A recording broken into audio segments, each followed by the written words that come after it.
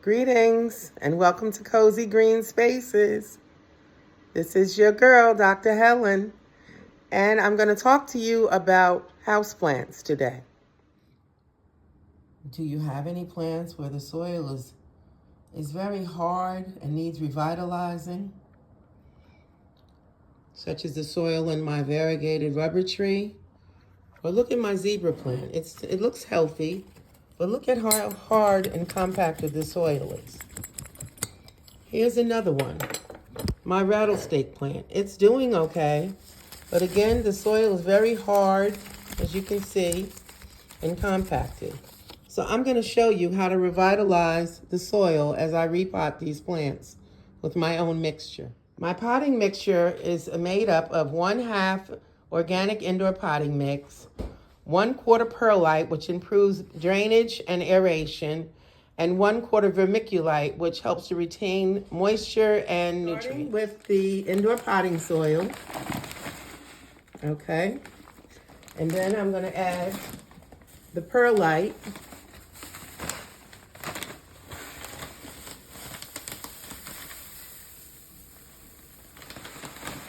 And then I'm going to add the vermiculite. I don't measure it. I use my own judgment. And you mix it all up good. And there you've got your nice organic potting mix. Okay, here we are with my variegated rubber tree. And as you can see, the soil is very compacted. So I'm going to loosen it all around and hopefully pull the plant straight out. Boom. Now, I'm going to loosen the dirt on the top. I'm showing you the transplanting process. Loosen the dirt underneath. I'm going to put some fresh dirt from our new mixture, like such. I'm really a hands-on person, so I do it better with my hand. You see that? A little bit in the bottom of the pot. I'm going to take that same plant, because I'm not cutting. I don't want to transplant it.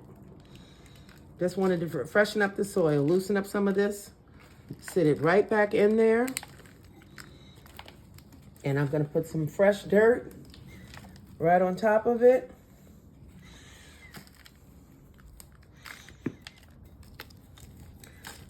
And there,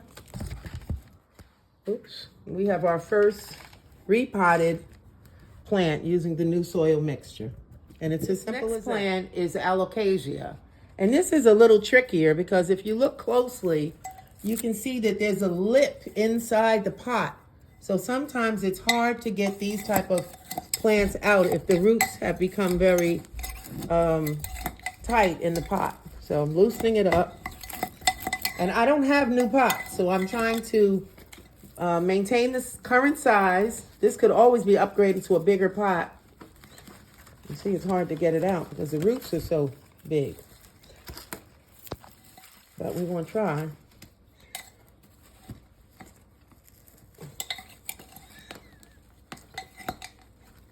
And I don't want to damage it. Whoa. Look at the roots. Look at all the roots.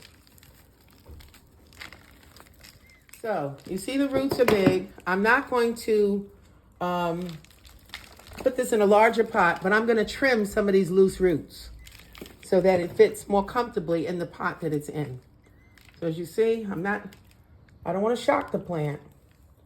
So I'm just cutting some of the roots, some of the outer roots, to trim it just a little bit, because I'm going to put it right back in the same pot. The roots trimmed, I'm going to put the alocasia back in the same pot, and I'm going to refill the pot with fresh potting soil. It's easier for me to use my hand than to use the little tiny spade that I have, and I'll clean up the mess afterwards. As I was potting it, one small little plant came separate. So I'm going to plant this in a little tiny pot by itself, and I'll have a new alocasia. And there you have it. That's transplanting 2 pots. the variegated rubber tree, and the alocasia. And this is the same process that you would use to transport any of, transplant any of your indoor houseplants. So that was my process for repotting indoor pots using the same size pots. I trimmed the roots and refreshened the dirt. Here's my variegated rubber tree, my Dieffenbachia, alocasia, zebra plant, and rattlesnake plant. And a bonus, I got a little separate alocasia. I love these little pots by Hilton Carter too, by the way. And there you have it, transplanting plants 101. Now, if you wanted to put it in a larger pot, you simply upsize one pot size larger. I wanted to keep these smaller and use the same pots. But stay tuned. Like, subscribe, and follow. The channel is Grow with Dr. Helen, and the playlist is Cozy Green Spaces. I look forward to sharing many more planting and growing and gardening tips with you. Peace.